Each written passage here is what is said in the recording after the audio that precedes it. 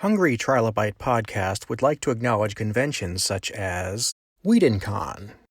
WhedonCon is a fan-generated charity event for Buffy the Vampire Slayer, Angel, Firefly, and all Joss Whedon creations. It is scheduled for October of 2020 and is held in Los Angeles, California. Portion of the proceeds benefit the Los Angeles LGBT Center, as well as the Ron Glass Memorial Scholarship. See details at WhedonCon.com. On mic today, we have Jean-Pierre Giagnoli. How are you doing today, my friend? I'm doing well, thank you. Thank you for having me, Aaron. How are you doing today? I am doing fantastic, man. Back off me, man. I'm a scientist. Nice. Same here. So we can actually, we don't have to back off. No, not at all. You were introduced to me as being the world's biggest Ghostbusters fan, and that alone made me say, I got to sit down and talk to this guy. So. Nice. I don't know about the world's biggest, but I'm definitely a huge Ghostbusters fan. and you know, from the quick back and forth we had earlier, I definitely can see you know a lot of stuff I don't, and I know a fair amount as it is, so we're pretty evenly paced there. Definitely. So what do you love about the franchise more than anything else? I think because it really starred a few of my favorite comedians. I grew up really, lucky enough that my parents let me stay up and watch like Johnny Carson and Saturday Night Live when I was very little. Mm-hmm. And I remember seeing, Dan Aykroyd and Bill Murray and, a lot of those guys. And I think there was that connection to it as well. But just the fantasy of the movie, the realism, it had that humor, sci-fi touch to it. It was almost like a perfect mesh together of everything it tried to do. It just did it really well. And I think that's what makes it so great and so iconic. The phrase lightning in a bottle gets thrown around with that movie a lot, and I really can't think of a better term to phrase for that. Everything worked right at that exact moment in time. Agreed. Yeah, that's definitely a great way to put it. I'm seeing the figures on the cards there behind you there. I'm assuming those are the new repros. That's right. I had to go pick them up, man. It took a lot of work because Walmart and with COVID, they don't have the information. They don't know if it's in stock. But yeah, I was able to hunt them down and get all 6 for my collection. So. Well, you probably did the right thing by physically going to the store and fighting the crowds, because I have seen horror stories about what Walmart does when they try to ship those things. I watched a few YouTube videos myself. Pretty disappointed. And also, the cards have been changing. Apparently, Ray Parker Jr., his publishing company, has the rights to the phrase, "who you gonna call?" Mm-hmm. And the cards that were sent to Walmart have it on there, but they changed the cards now, and they no longer contain "who you gonna call" because they have to pay royalties to the publishing company. So I feel like that's another rarity I ended up getting by going directly to the store instead of getting the pre-orders. Yeah. I'm excited to see that they're coming out. I hope that this continues and that they produce those kinds of things, not only for the original line, but maybe even expanding to stuff that hasn't been released yet or could be released. True. Definitely agree with that. Yeah, I also got the whole Plasma series. I pre-ordered those, so those got shipped to me. Very nice, thankfully, because that's directly from Hasbro. You're not dealing with anybody else. But yeah, I got the whole Plasma series as well. So definitely cool. And I pre-ordered the Egon's Neutrano one. So that's coming out in the fall, and it has full lights and sound, all that good stuff. So I was like, yeah, I got to get it. I missed when Mattel released. I wasn't really a collector back when Mattel released the Trap and the Neutrano wand and the goggles and the PKE, because I just wasn't a big collector back at that time. So I really missed out on those, because now you probably won't spend less than a grand to $500 to $1,000 trying to collect those Mattel collector series. So I've got a quick story for you there, and you will appreciate this. How many conventions do you go to when you have the opportunity? I started actually going more in recent years before COVID hit. There's a big Halloween event out here in California. I went in I have the full suit, proton pack, all that stuff. So I went in full Ghostbusters gear one of the days for that convention. So every once in a while I go to conventions. I have a few little cosplays I put together. So when those Mattel started releasing those really nice collector series of I think it was the Ghost Trap. I was working at a convention. I was working right next door to a toy dealer who happened to get that in stock on that particular day. It literally arrived right from the mail. Somebody brought it into him at the convention, and he was so excited. He literally took the box, put it in the middle of the show floor, and started doing an unboxing right in the middle of a busy convention. And those things were like, a box within a box within a box, and it was packing peanuts everywhere. It's like you could not wait to get that ghost trap out. Definitely, yeah. One of my good buddies, who's also a huge Ghostbusters fan, and he has all the Maddie stuff. He's built his own video game proton pack, so it has the slime mode, all that. It's all decked out like the video game one is. Yeah, so he has that, and it was really cool. I've been to his house for a Halloween party once. I didn't go as a Ghostbuster that year in particular, but yeah, it was really cool to see his setup and all his collection, and I was just like, that's awesome. I would love to see that. Okay, let me throw this out at you, because when we were talking last time, we were discussing kind of the subtleties of the movie and the things you could infer based on information that might have been included in a toy or in the cartoon that you can kind of weave. Okay, one thing our mutual acquaintance was bringing up was the car, and I was wondering, in the TV show, you saw those guys going to, Hawaii, and they would go to the outer, countryside of New York, and they were always making these road trips. And anybody who's ever had an ecto unit will tell you those things got terrible mileage. Mm-hmm. How much were they losing just in gas money? I don't know. I think that's the beauty of the cartoon world, is you don't have to worry about actual pricing of that. But, oh man, probably a lot, because I mean the vehicle itself, the actual Cadillac ambulance, 1959 Miller Meteor ambulance, is a heavy vehicle. I mean, that's made out of, the old school cars were made out of steel and metal, and so they're heavy to boot, which makes that mileage even less just because of what. And then all this extra stuff they put on that vehicle for the movie makes it even heavier, so you're probably getting even less mileage based on the stuff they've thrown at that vehicle. So they were probably wasting a lot of money driving where they drove with that ecto in the cartoon. Yeah, and because even at the time I was wondering, why would they drive that far in that little thing? And to be fair, I mean, there was our friend mentioned a picture of me in the ecto unit. It wasn't the actual car, it was a repro. The guy who owned it said that he would usually have it towed to conventions because it wasn't worth the gas money to actually put it on the road. It's true, yeah. I actually got to sit in the original ecto after it was refurbed for the video game release. That got pushed back a lot, but one year I was working at Not Scary Farm as a monster, because Halloween, obviously, loving Ghostbusters and really real ghost stuff in the real world. I'm a big Halloween fan, and I was working as a monster at Not Scary Farm, and they had a giant Stay Puft inflatable with the banner for the video game, and the Ecto 1 that they refurbed. I think it was for an anniversary too, but they refurbed for the video game. Sony dropped it off, and they brought it on a truck too. They didn't drive it there, so they actually towed it there as well. But yeah, I got to sit inside of it and take a picture as well. The tech guys who were able to move the car around, I knew them, and they were like, "Oh yeah, man, go ahead. You can take a seat in it if you want." And I was like, "Oh my God, I'm sitting in the Ecto. Like, this is so cool." Okay, let me bounce this off here, because you're probably the only person who would actually be able to follow my thought process here. The Ghostbuster Firehouse, the sticker in there of the old lady in the red hat and the purple dress. Okay, number one, that's totally Granny Gross, right? It definitely seems like it to me. If it has the characteristics of Granny Ghost for sure. Okay, and it's odd because there's the show had so many literary references written into the titles. I always wondered if that was like from the Red Hat Ladies Society, the books which were popular just before Ghostbuster came out. True, yeah. I mean, I wouldn't be surprised. You know what I mean? In the creative process, inspiration comes from everywhere, and sometimes real life. That's another big thing I loved about the movie Ghostbusters is Dan Aykroyd's great-grandfather was actually a pioneer in the field of parapsychology and the paranormal. He wrote books on it. They used to have seances and bring like world-famous clairvoyants and stuff into their homes and do that kind of stuff.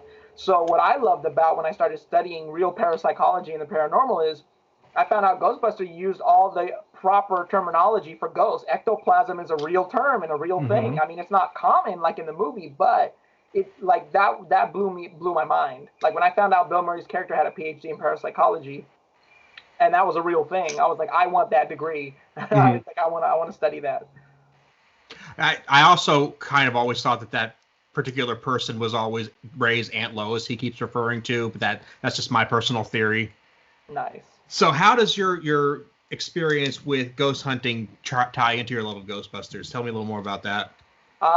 Well, literally, I'm directly inspired by Ghostbusters to go towards the paranormal. My mom saw the movie a week before I was born in the movie theater. She was ready to pop with me. So from the womb, I think I was a fan. I joke around that Ray Parker Jr.'s hypnotic tune got stuck in my head even before I was born.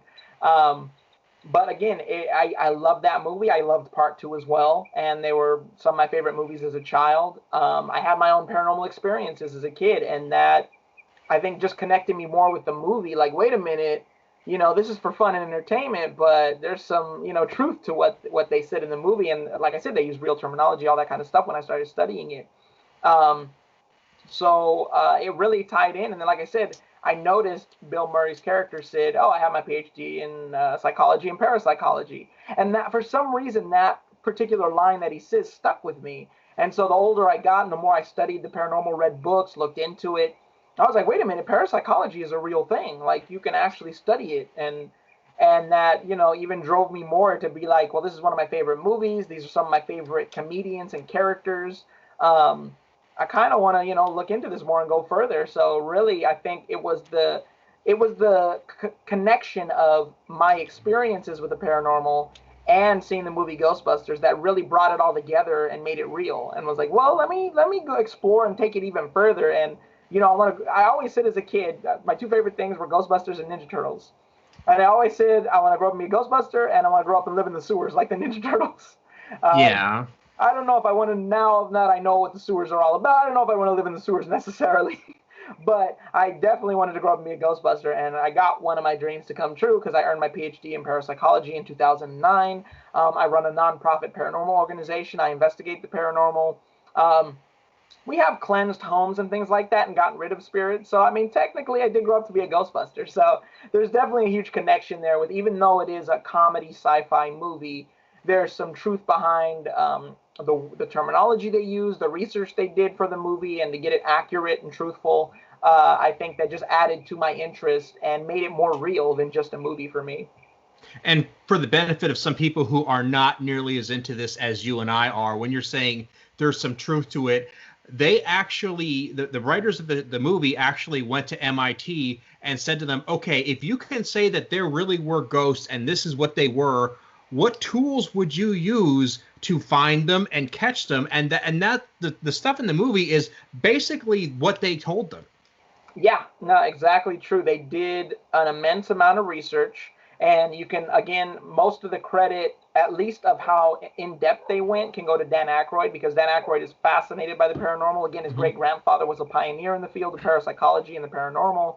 He grew up around all that kind of stuff, and I think because of that, he had so much knowledge that he knew the right places to go do the research at. Like, well, let's think about it on a scientific level. Like, how would we describe these things? How would you go about determining what they are? And they really thought about the scientific method they would use to do this, and that's what really brought so much authenticity to what those characters did in the movie.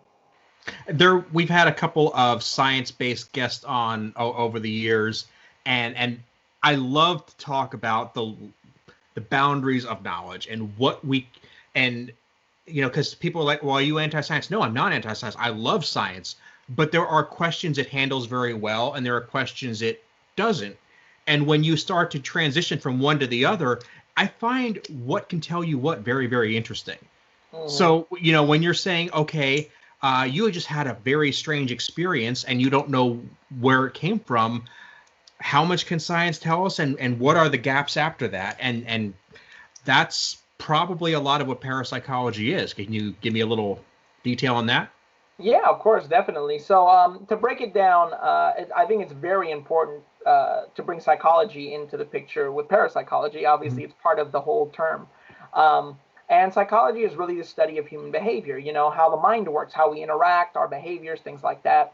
And I think it's important to know that when you're dealing with something that's outside of those boundaries that we're usually accustomed to. And that's kind of where parapsychology comes in, where it's Paranormal is essentially means beyond normal. So parapsychology means beyond psychology. So you're going beyond just the physical things that we can actually test.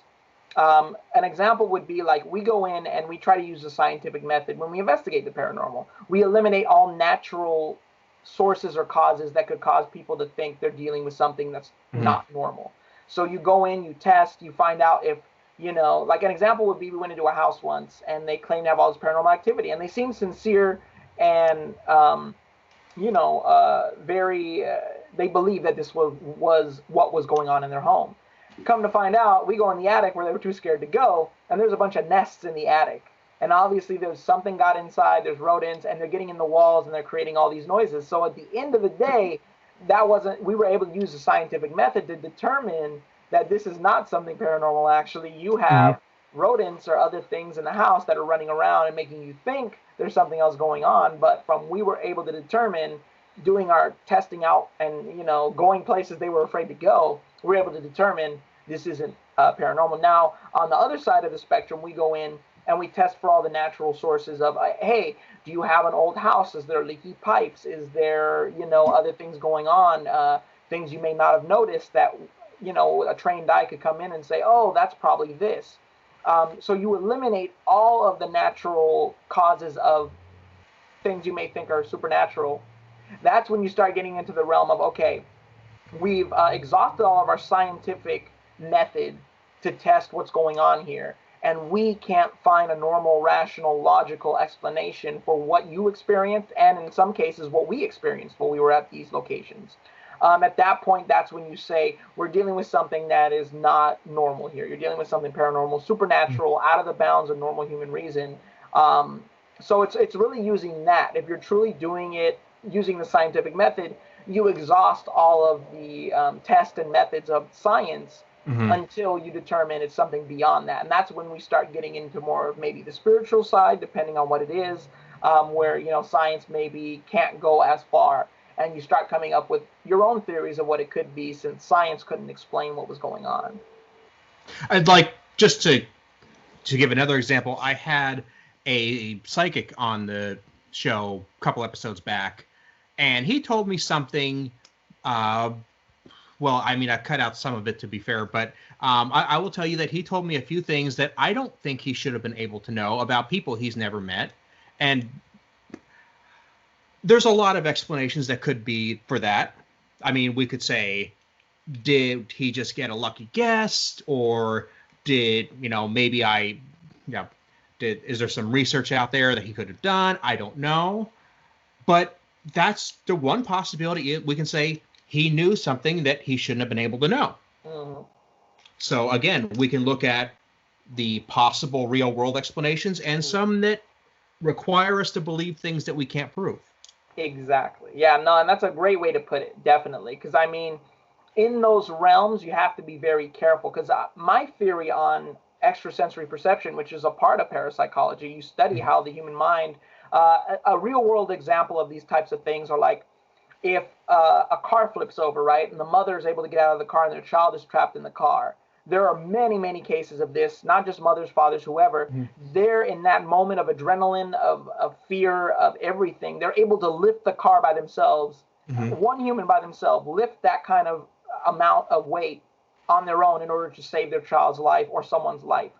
Now, this has been well documented that it happens. And again, this is beyond the normal human capabilities most of the time. But yet in these scenarios, we find you can get this incredible amount of strength. So I think if that exists and is well documented, then what's to say it can't exist, that the human mind has a larger capacity to take in information and things that most people can't do most of the time. And my theory is that everybody has these abilities, but life fills you up.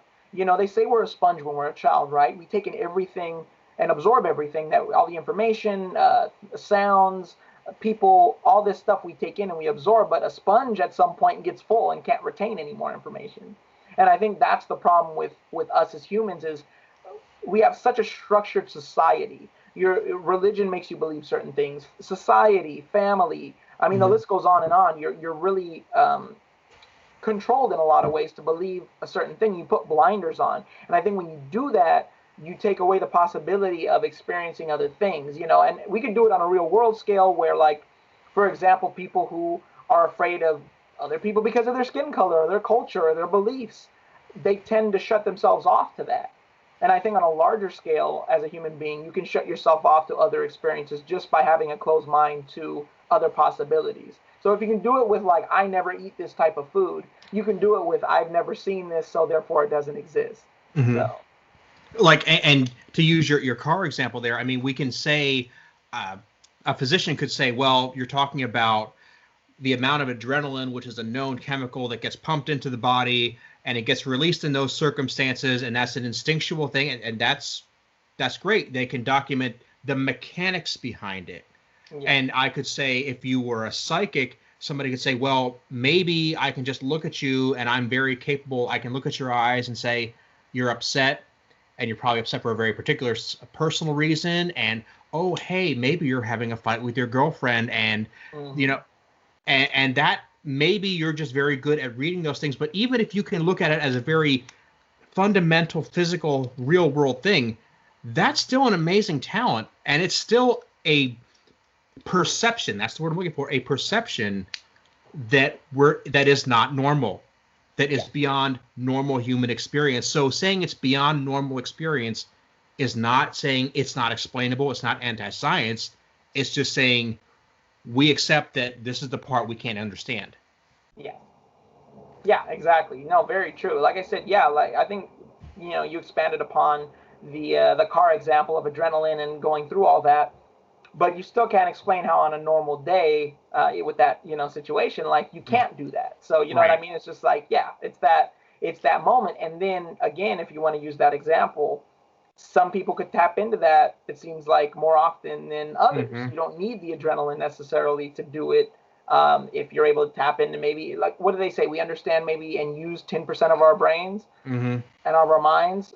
What about that other 90%? If you could tap into that even a little bit, I think you can do extraordinary things. So, like, the example I would always use, if there are many cases of this, but you get a dream about something that's happening and then you find that you wake up and you realize something very similar to that just happened in the real world while you were sleeping, and you're the only way you know about it is from your dream. That happens. Yes. And you can't connect that. We can talk about how the dream happened and maybe, you know, psychologically what components were there, but at the end of the day, there's a gap in the knowledge there. Yeah, no, definitely, completely. Yeah, there's a lot of stuff like that out there. You know, we're using a few examples, but I mean, someone like me who studied this and encountered so many different scenarios, like, there's so many things that I've encountered that are strange, you know, and unexplainable at the end. Like, how did a person know that kind of information? You know, things like that. So it's definitely very interesting. Like, an example I would use, my brother's a medium, and he's part of my paranormal team. One of the craziest examples I have, and we always try to test the spiritual and scientific together, that you know, extrasensory perception plus science. So we keep my brother away from all the information. He's not allowed to go on the property. He's not allowed to research. He's not allowed to do anything. We went to this theater in La Habra, investigated, and he literally, and he had never been there before. This is the first time he's ever there. He went to the exact spot a man had a heart attack, and he walked in that spot on the stage in this theater, held his chest and said, like, I feel pain in my chest. Like, I see like a man, you know, and he described a person that everybody in this theater knew went to the exact spot he collapsed and died from a heart attack. Literally the entire, you know, workforce of the theater, they ran out of that theater scared, because they're like, there's no way you'd be able to walk to the exact spot where this man passed away and describe him and his personality. And some of the people were trying to deny the way my brother described his personality. Like, he was kind of a grumpy guy, you know, he seemed like this and that. And only one of the girls was like, no, he wasn't really like that. And an older lady at the theater was like, come on, you got to be honest. He was a little grumpy, like, that is personality. And she's like, I know, it's just too freaky that he stood on that spot and described what happened. And it was such a long time ago, you know. So that some stuff like that is what we're testing. You know, we'll go in with our equipment and we'll test areas for high energy and things like that. And again, my brother's not allowed to be there on location. We bring him to do a walkthrough and see what he picks up. And he'll go to sometimes either the spots we get high readings at and say, I feel something here, or he'll go to a spot that the client brought us to and told us this is where the activity happened, or this is where most of the stuff happens. And like, oh, I feel, something strong in this room. And it's like, so that's kind of a way, and obviously not fully, but it's a way that we try and test the scientific method and the paranormal together when we're out there. So. Awesome. I love that kind of idea. And like I said, I believe in stuff, but I'm also very strong in the science camp, so I can see how both works together instead of separately. Yeah, and we call our whole team, we call ourselves skeptical believers, because we think it's doing a disservice if you go in with a notion that it's already haunted, it's already a ghost, it's already this. We'd rather go in and say, okay, these people seem sincere, they claim this activity, let's go check it out and see if we can find a reason for this happening. And once we eliminate all those reasons, then we can determine maybe it's something beyond, what we know to exist on the scientific side of things. So can you tell me, okay, what's the most interesting experience you've had doing this? Most interesting. I mean, to be honest, I find it all interesting. I'd probably have to talk about some of my most intense experiences. All right. And one of the craziest, because rarely do I have things happen to me directly. Of course, I've seen things and had experiences, but one in particular, we did a case in Bellflower, California. It was a private home. It was in this little cul-de-sac, 2-story house. They reported normal activity, paranormal stuff, at least normal for us, what we're used to hearing about. Nothing too crazy or insane. Like you might see in a Hollywood movie, or the exaggerated stuff they do sometimes. So literally, as soon as we arrived at the property, we got out of our cars. Before any filming, we just met the client. That on the 2nd-story balcony, they had metal chairs and a metal table. One of the metal chairs slid from under the table on its own. Nobody was in the house. Nobody else was in there. So we literally asked the client, "Can we go inside and check what that noise was?" And we all went upstairs. She let us through. We got to the balcony, and she said, "Yeah, it had to be this chair. It wasn't like that when you guys first arrived. It looked like it got pulled out from under the table." So of course we started setting up our equipment right away, getting ready, and that particularly didn't happen again. But throughout the night we're investigating. One of my investigators and the client's son said they saw an apparition of a woman in the restroom in like a big gown dress, but it was bloody. And they kind of freaked out when they saw it. Now, only 2 witnesses saw that. Not everybody saw it. So we continued investigating. Sometimes what we do throughout the investigation, because we're there for hours at a property, is we'll let our equipment run, audio, video, and we'll leave the property and see if maybe that'll coax it out to like do stuff while nobody's around. So it was close to 4 a.m. We all went to 7-Eleven to get some snacks and drinks, stay up. It was a late night. We come back to the property, and on the dot at 4 a.m., we all hear Native American chanting. So it echoes through the entire neighborhood. The clients heard it. My whole team heard it. We jumped in cars. We went on foot. We ran around, drove around the neighborhood. It was a weeknight. We couldn't find a source for this. We don't know where it came from. We all came back, and we noticed my wife was part of my team missing. And we were like, "I thought she was with you." "No, I thought she was with you." Okay, so we all run out of the house, and we noticed her drinks in the middle of the street in the cul-de-sac, but we don't see her. So my tech guy's about to jump in his car again and drive around. I start running down the block, and I see her at the corner. So I run up, I check on her, like, "Hey, are you okay?" She's like, "Yeah, I've been here the whole time." And we're like, "No, there's no possible way. I ran by this spot. Our other part of the team drove by this spot. You weren't there." And she's like, "Oh, I'm fine, worry about it later." Okay, I tried to press the issue, but she didn't want to talk about it then. So we went back to the house, started breaking down probably around 5 a.m., wrapping up everything, talking with the client, taking our equipment. And in that time frame before we started breaking down and before 4 a.m., the client's sister showed up very late in the wee morning hours. She came in the house, went by us, and we just all felt kind of weird because our eyes had adjusted to the darkness already because we're sitting in the dark with our night vision cameras running. And nobody really saw her, and she kind of just went by quietly, and everybody just kind of got a weird vibe. So I'm breaking down one of the cameras closer to 5 a.m. off the stairwell. And all of a sudden, I feel like something huge is like charging at me, like almost like a linebacker or something was coming at me. And I kind of braced because I didn't know what was happening. And it's this little petite Latina girl coming down the stairs. And I just got a weird vibe. And I looked at my other team member that was with me, and I said, "I think she's the source of what's going on here. Like, I just got a weird feeling. I've never felt that way." And I consider myself kind of an empath, sensitive too. So we were bringing down equipment, and this girl won't take her eyes off me. I'm going behind walls, bringing my equipment in, putting stuff away. And for some reason, her focus and her gaze is just on me the entire time. And I was like, I'm getting a really uncomfortable feeling about her. I don't know what's up. Whatever. So I grab my last piece of equipment. I have to put it away in a bag that's right next to her on the couch. So I go up, put the thing in the bag, catch eyes with her for maybe 5-10 seconds. And all of a sudden, my chest got really tight. I couldn't breathe. My eyes started watering, and I ran out of the house. I had to. At that point, it was a safety issue for me and my health. So I was like, I need to get out. As soon as I left the threshold, I could breathe again. And my wife followed me, chased me out. She asked if I was okay. I said, I'm fine. I can't go back in there, though. I don't know what just happened, and I don't feel safe. So you guys finish bringing out the equipment, and we'll call it a night. I talked to the client, and I told her, hey, I think your sister is a big part of this. And she told me something she didn't tell me before we investigated.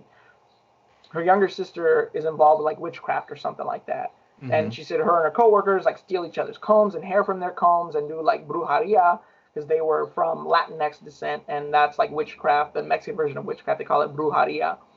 And I was like, yeah, I have a feeling that she's probably the source of this, because what we experienced tonight. Long story short, we went back to the spot that my wife disappeared at, and when we went there, she collapsed, and I had to catch her. And I was like, are you okay? And it's like, we need to get out of here. So we just left the property, left the area, got in our cars, went home.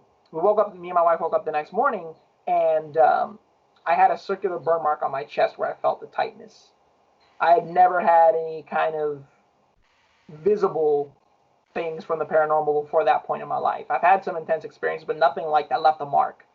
Wow.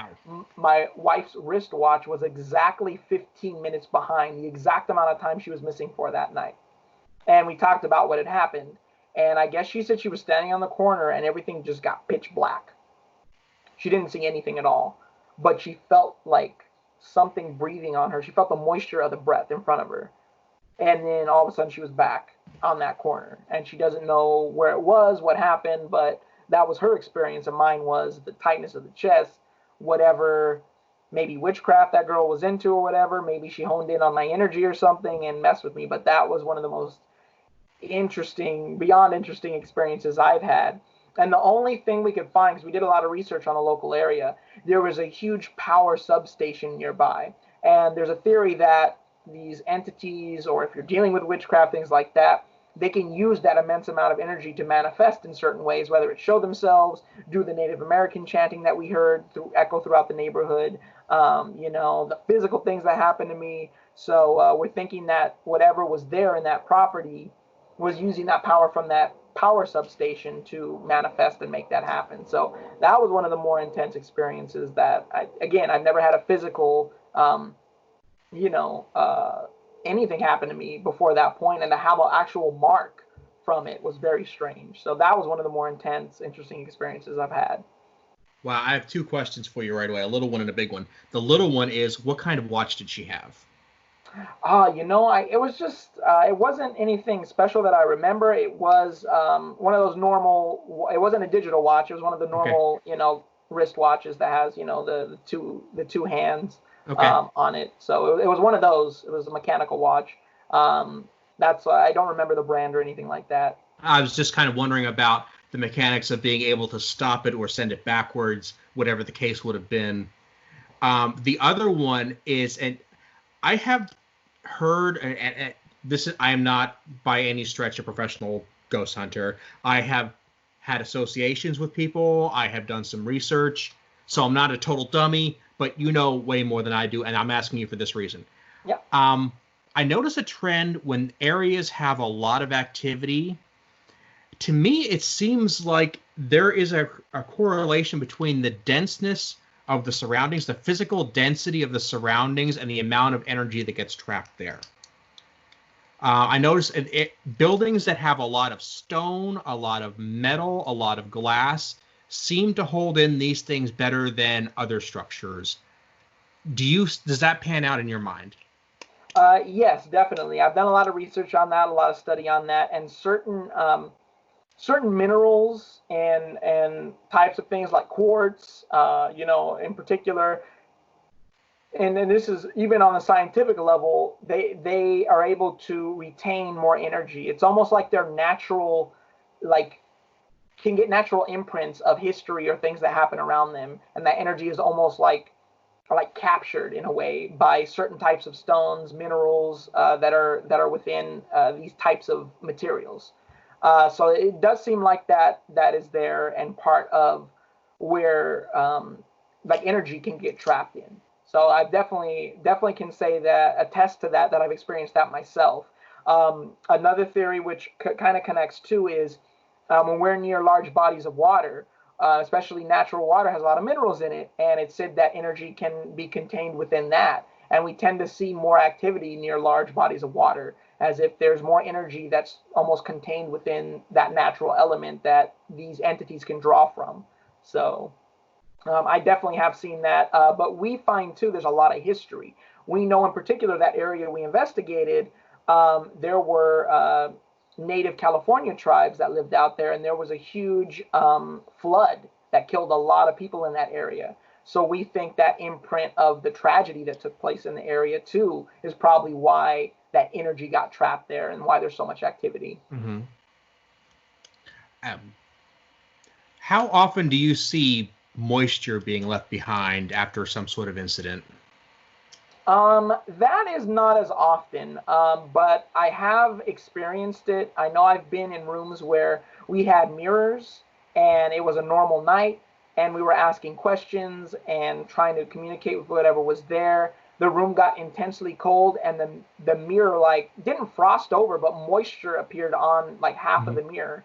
And that was very strange. I remember one time we were chasing something in this house and we heard some noise in the closet, and I put my hand, just my normal hand, to feel around to see if I felt anything. And I actually felt a breath on my hand, and there was moisture on my hand after I felt the breath. So we've definitely encountered moisture a few times. And then again, when we find there's moisture around, like fog and things like that, it seems like there's more energy for these entities to pull from the moisture itself. Because we tend to experience more stuff around, like I said, bodies of water or moisture in the air, natural moisture in the air too. We had an incident at a house I was in many years ago. My wife and I had found, to make a long story short, there was suddenly this one moment where the bed got incredibly damp with this foul-smelling fluid that, and the thing was, the way the house was set up, there was no source of water in any way, shape, or form. There was no leak in the ceiling. There was no plumbing in that area. There was really no way for that part to get wet. And we could never figure out how it happened. It only happened once, but it was after a lot of other very odd experiences happened in a short period of time. So we just always have been curious ever since. Yeah, no, and that's funny enough. We can go back to Ghostbusters on that. That's the literal definition of ectoplasm. Mm-hmm. That's what actual ectoplasm is. It's when you're potentially dealing with some sort of spirit or entity or something, and there's a physical, like almost liquid-like or gel-like manifestation that comes about during, in a place with paranormal activity. So that's literally ectoplasm. Whether it's small and simple. Yours sounds even a little more extreme than the cases that I described, where it actually got damp. So that's definitely very interesting. And because that happens. And honestly, the first thing that came to our mind, based on the location, was, did the dog pee on the bed? Which would have been the simplest answer. But no, we're talking the sheer volume meant that was not the solution. I mean, we're talking about a huge puddle. Yeah, that's definitely interesting. I know I had a college professor, and this wasn't even related to the paranormal, actually. It was I think it was like film history and sound, because I studied radio, TV, and film as well. I have my bachelor's in radio, TV, and film, because I do acting and other stuff, comedy, all of that. I do quite a bit. And he had an old Victorian house somewhere here in California.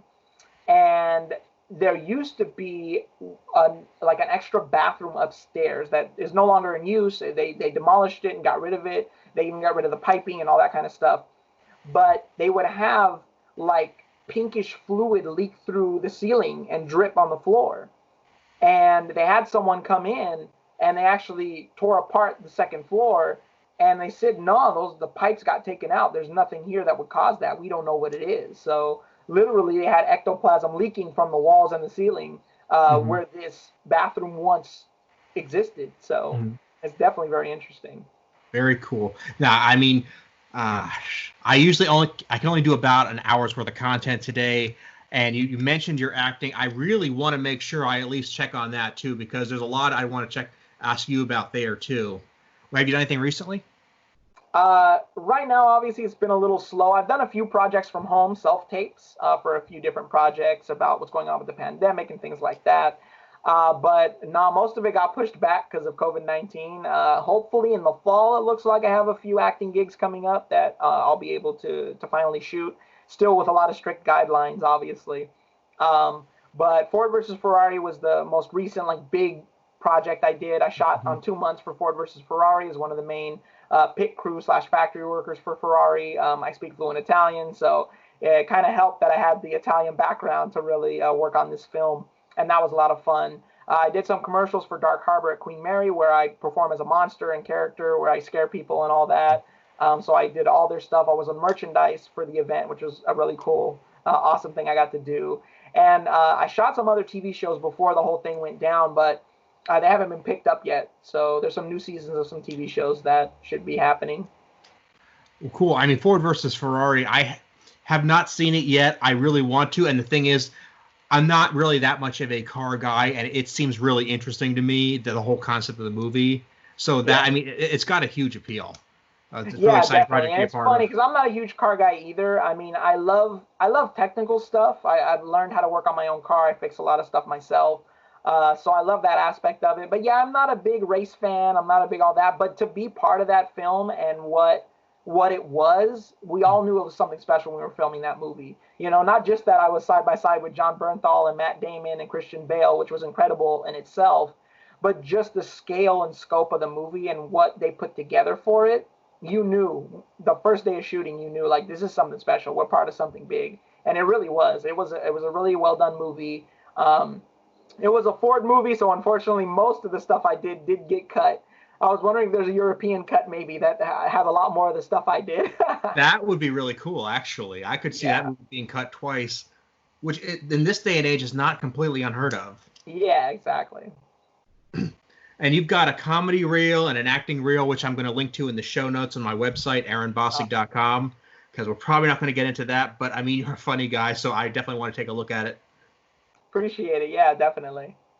So I tell you what, I would like to get together and talk with you again pretty soon, because I've got a whole lot more Ghostbuster things to bounce off you too. So I think we can have a lot of fun there. How many of the games have you played? Let me ask that before I go. How many of the games? I think back in the day, I only like touched a few of the games, like at friends' houses. But Ghostbusters, the video game, that is the epic game. I bought that, pre-ordered it. I have the T-shirt still that I got from GameStop back in the day when they first released it. I bought the remaster for my Switch and my Xbox One X. So that's my favorite Ghostbusters game of all time, definitely. Is it worth this guy who has it for the Xbox 360 rebuying it? I mean, look, I'm a super fan, and you know what? If let's see, like for me, I have the Xbox One X, and I didn't realize graphically they really put a lot into it. Like visually, it looks really smooth and way better than the original release. So for me, they did a terrific job, and it was worth the purchase for me. Okay, fair enough. I'll keep that in mind. So where can people follow your adventures on the web? I'm going to link to your stuff in my show notes. Definitely. So my main website I use is mcpr.com. That's www.CPIERRE.com. And I have links to, obviously that's my main music site because that's one of my main things. But you can find my paranormal stuff, my comedy, and links to everything I do. If you want to find me on social media, my handle is @talentedid. That's talented with an extra ED. Because I do so many things, I came up with my own terminology for myself, and you can find me on, Instagram and Twitter and all that stuff. So there you go. Awesome. Well, again, thanks so much for being here, and I hope to have you back soon, buddy. Definitely. Thanks for having me. Have a wonderful day. You too, man. Take care.